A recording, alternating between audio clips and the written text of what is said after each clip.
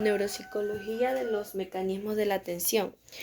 A nuestro cerebro llegan continuamente mucha información, la cual no puede ser procesada de manera simultánea, por lo que es necesario el proceso de selección y filtro que establezcan un orden de prioridades y secuencia temporalmente las respuestas más adecuadas para cada ocasión.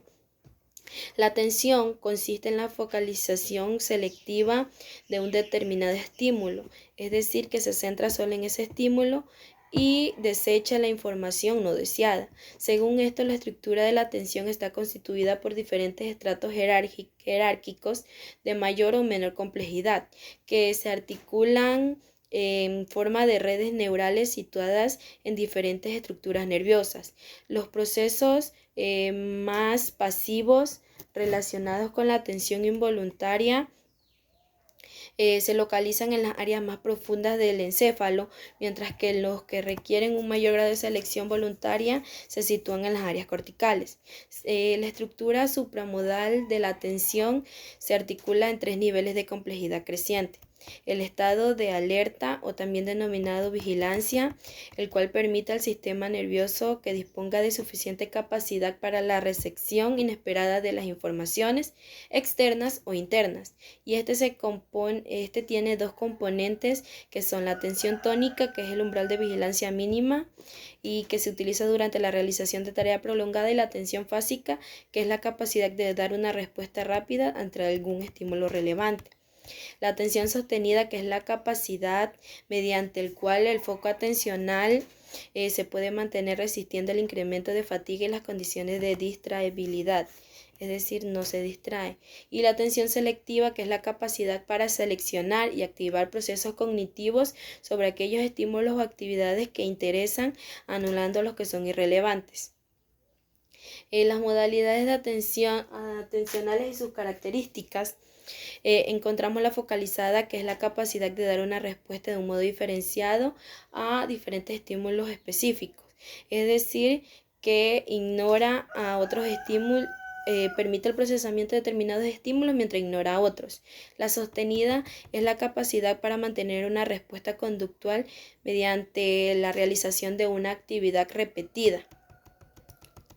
La alternante es la capacidad para cambiar de un foco de atención desde un estímulo a otro, desplazándose entre varias tareas las cuales requieren una respuesta cognitiva. La selectiva es la capacidad de mantener una determinada respuesta ante un estímulo a pesar de la presencia de varios estímulos distractores. La dividida, que es la capacidad para responder simultáneamente a diferentes estímulos o tareas o demandas diferentes durante la realización de la misma tarea, es decir, que puede realizar 2 tareas al mismo tiempo. Y la excluyente, que es la capacidad para producir una respuesta inhibiendo a otras que no son relevantes para el logro de sus metas. Los modelos atencionales, a pesar de los múltiples modelos existentes, encontramos los siguientes. El modelo de Broadbent, que es uno de los modelos que más importantes que ha tenido el estudio de la atención.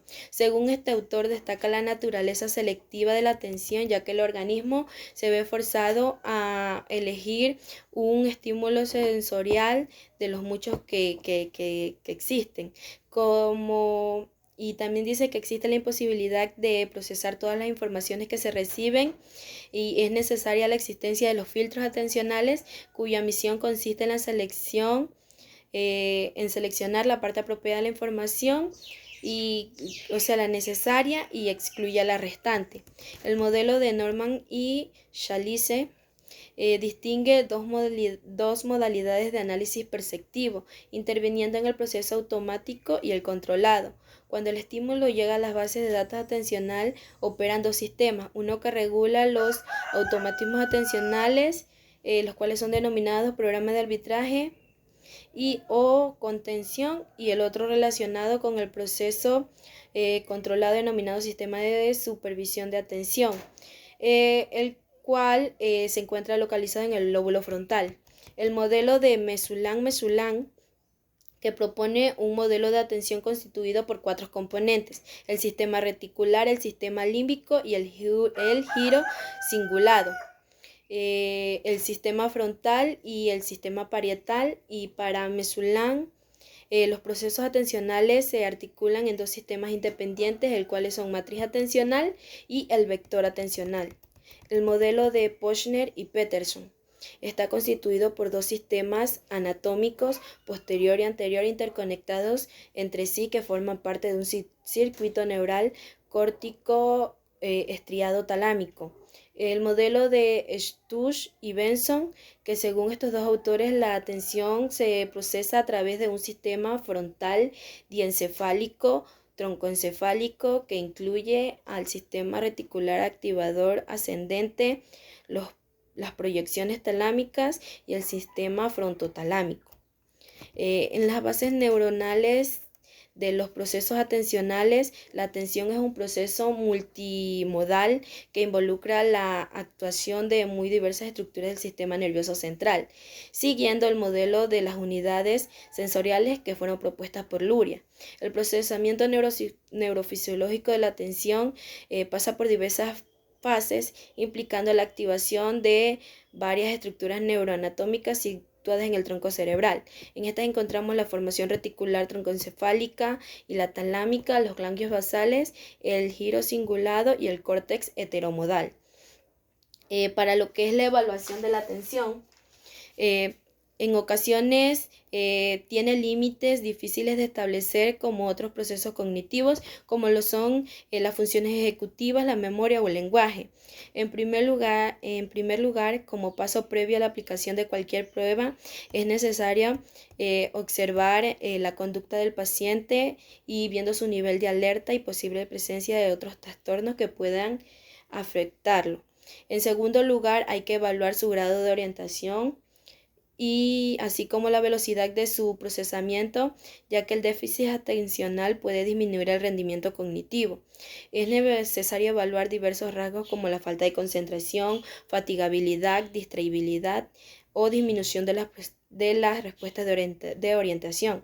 Entre estas pruebas encontramos lo que son pruebas para la evaluación de atención. Encontramos el test de stop, test de percepción, de diferentes caras de Thurston y Yela, tres de formas idénticas de Thurston, que es el test de diferencias, y test de figuras idénticas de Bornardell, así como también nombrar los meses del año en sentido inverso. A continuación vamos a tratar lo que son los trastornos neuropsicológicos. Y como los trastornos neuropsicológicos encontramos el mutismo acinético, que define una grave alteración del estado de vigilia, que se acompaña de una profunda apatía, falta de iniciativa psíquica, motora o verbal e indiferencia frente a todo tipo de estímulos. En esta los pacientes presentan una carencia de movimientos espontáneos y no responden a órdenes, preguntas o estímulos, permaneciendo en silencio de forma permanente. Existen diferentes grados de mutismo, desde el estado de abulia, con inhibición psicomotora, apatía, pobreza de lenguaje y pérdida de espontaneidad, hasta un estado vegetativo crónico en los casos de mayor gravedad. En este se encuentra el mutismo acinético anterior y el posterior. Como segundo tenemos el síndrome de heminegligencia.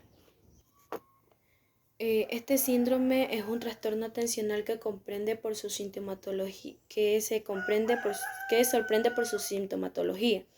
ya que el sujeto ignora sistemáticamente la mitad de su espacio atencional. Es decir, que fracasa en atender a los procesos visuales, táctiles o auditivos representados en el lado opuesto a la lesión, sin una prueba para atribuirle dicho caso daño cerebral en las áreas primarias ni dificultades de ejecución motora. Es decir, que ignora el lado opuesto en el que ocurrió el daño. En esta encontramos la sintomatología de la heminegligencia, encontramos lo que son la heminatención, heminacinesia, heminegligencia espacial, hemialexia y hemiagrafía. La apraxia constructiva, hemispraxia del vestido, la agnosia, hemisomatognosia, la aloestesia y entre otras. A continuación también encontramos los trastornos de atención y de la concentración. Este trastorno de la atención y de la concentración encontramos la alteración de niveles de conciencia, el deterioro cognitivo global, los trastornos perceptivos, alteraciones psicomotoras con incremento o decremento de la actividad e incapacidad para llevar a cabo una secuencia de movimientos intencionales o intencionados. Encontramos la alteración de los ciclos de vigilia y sueño, trastornos emocionales, desorientación del tiempo y espacio. En los trastornos por déficit de atención, este trastorno en el trastorno por déficit de atención con hiperactividad son los que constituyen uno de los motivos más frecuentes de consulta para los problemas atencionales. Y como último encontramos los trastornos por déficit de atención, que constituyen uno de los motivos más frecuentes de consulta en el ámbito de neuropsicología, como se dijo anteriormente. Tiene 3 características nucleares que son la dificultad para mantener la atención, impulsividad e hiperactividad, aunque también son frecuentes otros síntomas no nucleares que suelen